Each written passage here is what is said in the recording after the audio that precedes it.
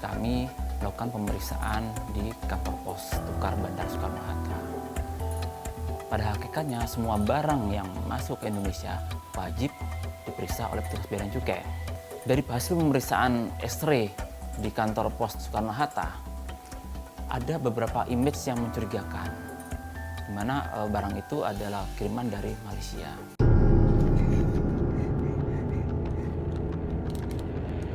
Setelah kami dalami, kemudian kami cek, ternyata barang tersebut adalah barang-barang pindahan, di mana ada banyak macam barang. Itu ada alat tulis, ada buku-buku, termasuk juga ada mainan.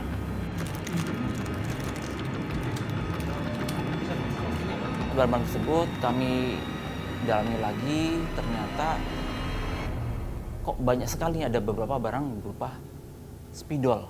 Karena rasa ingin tahu, kami ulang melakukan X-ray. Dari hasil pemindahan X-ray ternyata dari isi spidol tersebut ternyata bukan dalam bentuk cairan, tapi dalam bentuk butiran.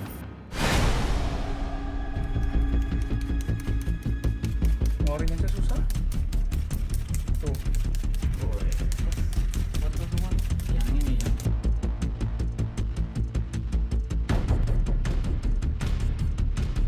Oh, bisa kan? Kelihatan banget infonya banyak. Video-video gitu.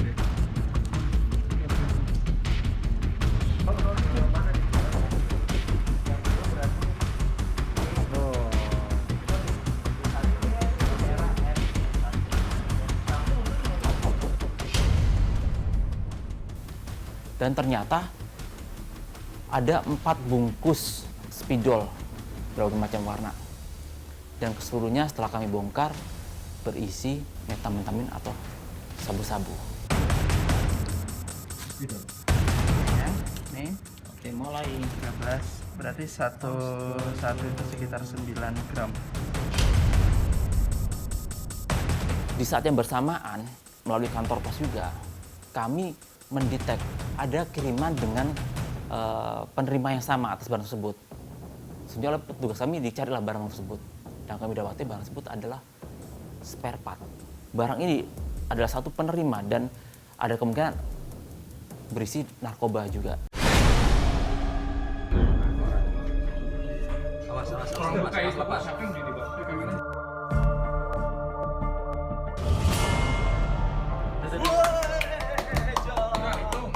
Ayo, tulis. 1,4.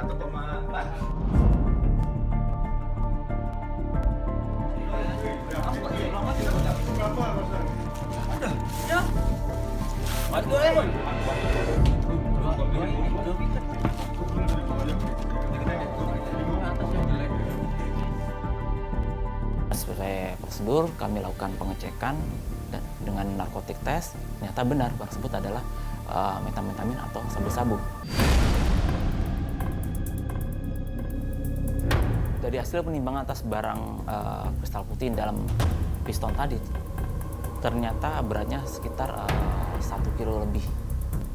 Jadi total kedua barang tersebut sekitar 1,8 kilogram.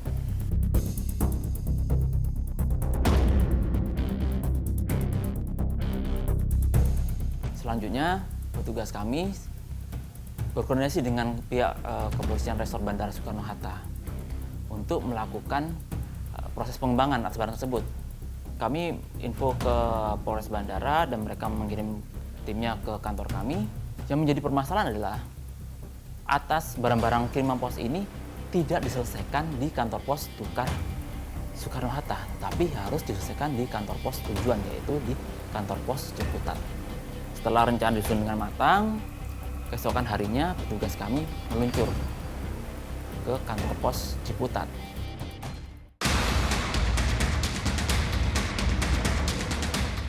Kami tunggu seharian, ternyata yang bersangkutan tidak juga muncul. Kami sudah mulai resah, apakah ini operasi sudah bocor atau bagaimana. Ternyata sampai dengan 1 hari, sampai dengan kantor pos tutup, yang bersangkutan tidak muncul. Kemudian kami hari kedua menelpon lagi ke bersangkutan, tetapi tidak diangkat oleh bersangkutan. Kami tunggu seharian sampai sore, sampai dengan jam operasional kantor pos. Ternyata yang bersangkutan tidak muncul juga ke kantor pos. Kami semakin was-was. menginjak hari ketiga, pagi-pagi sekali ternyata ada orang yang agak mencurigakan yang datang ke kantor pos. Dia sudah menunggu sebelum jam buka kantor pos. Sampai dengan siang hari, akhirnya dia masuk ke kantor pos.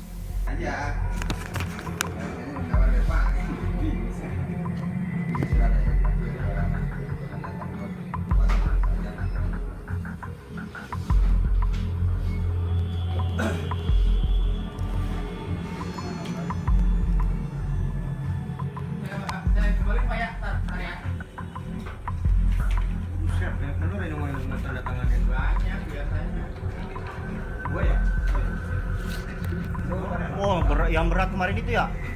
Itu bawa mobil nggak, Mas? Bawa mobil nggak? Nggak bisa itu. Ada taksi nggak? Oh iya ya, berat banget nih. Kemarin gua angkat. Iya.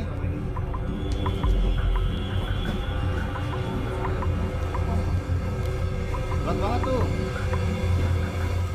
Setelah proses administrasi diselesaikan, kemudian yang bersangkutan membawa barang tersebut keluar kantor pos, tetapi petugas kami sudah siap di luar kantor pos untuk melakukan penyergapan.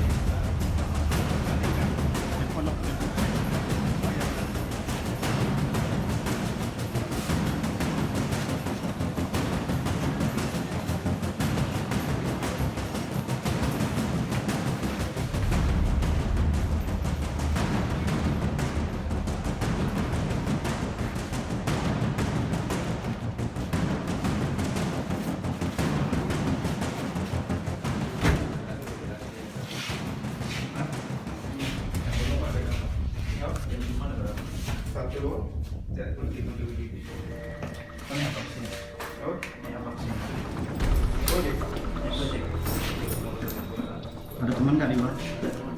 Pastiin. Serius.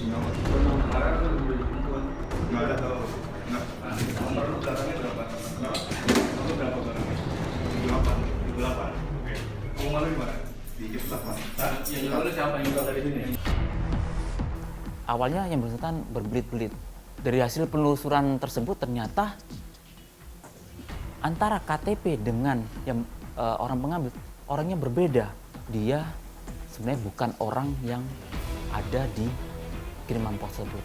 Dan ternyata hasil pengakuan yang bersangkutan tersebut bahwa dia juga menunggu kiriman pos melalui kantor pos Pasar Baru yang atas nama dia.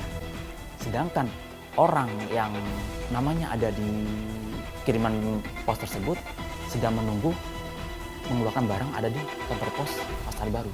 Atas informasi tersebut, petugas kami akhirnya meluncur ke kantor pos Pasar Baru.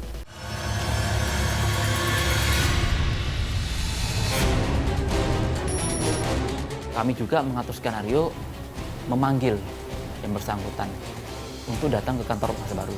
Sama seperti disebut dengan di kantor pos Ciputat, akhirnya yang bersangkutan datang untuk mengurus barang tersebut. Jadi mereka di suite, jadi ya si A mengambil di pos kantor pos Pasar Baru, si B mengambil pos di kantor pos itu. Padahal mereka adalah orang yang berbeda. Dari hasil pengembangan orang tersebut, ternyata mereka ini dikendalikan oleh seseorang yang berada di Lapas Pemuda Tangerang. Dari hasil komunikasi mereka ini, kami mendapati bahwa ada kiriman barang dari Tanjung Priok berupa blower ke daerah Karawaci. Dan kami mendapati sabu-sabu sebesar 71 kg. Dari hasil pengembangan ini tersebut, kami mendapat beberapa orang tersangka dan akhirnya berkembang. Dan ternyata ada dua orang warga negara Taiwan yang posisinya ada di Bali yang mengatur ini semua. Informasi tertangkap atau terbongkarnya kasus 1 kilogram sabu-sabu ini sudah diketahui oleh warga negara asing dari Taiwan tersebut, dan mereka berniat untuk kabur ke negaranya. Kami segera menginformasikan ke imigrasi yang ada di Bali untuk melakukan pencekalan terhadap kedua orang tersebut. Dan ternyata benar orang tersebut sudah berada di bandara dan bersiap untuk keluar wilayah Indonesia melalui Bandara Ngurah Rai Bali.